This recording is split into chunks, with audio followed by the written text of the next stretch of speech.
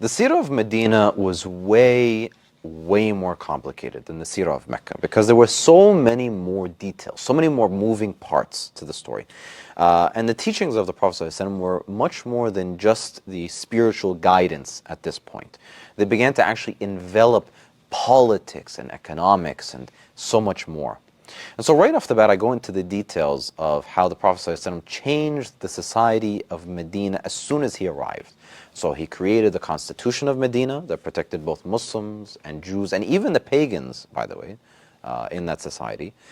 He then created the mu'akha, which was the pair bonding between the muhajirun and the ansar.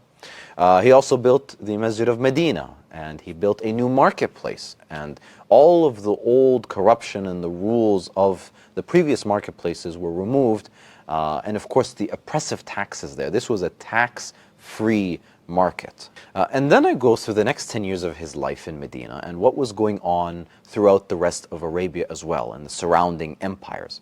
So for example, when the Muslims had been sent to the Najashi, they finally returned at the time of Medina. Right? They had been sent during the period of Mecca, and they returned during Medina. And I explain why they were sent there in the first place. So he didn't send them to Egypt, he didn't send them to Syria or to Palestine.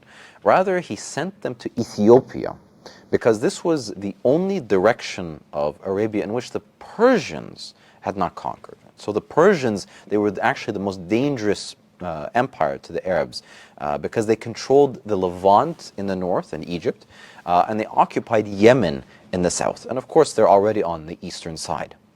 And so the Persians, they had actually surrounded Arabia on 3 sides, and they were threatening to take the entire peninsula.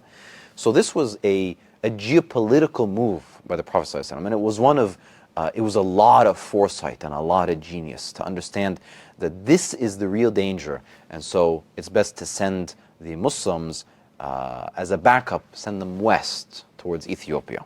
I also quote the Quran extensively in this chapter to show how it's often a commentary on the events of the Seerah, or it's a means of commanding the Prophet ﷺ to make certain decisions that ultimately affect the course of history. So in total, this chapter will probably be one of the longer chapters in the book, so almost 100 pages long when I finished writing it, compared to the Seerah of Mecca, for example, which was only around 40 pages long. And so it just goes to show how much more detail we have about the Medina period of time and how much more complicated this part of the Seerah was.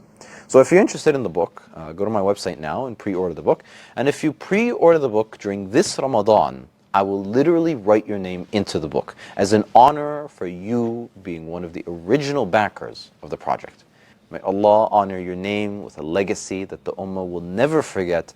And may the generations of people who read this book hundreds of years from now know that it was you who was the reason that this book could even exist in the first place. Ameen.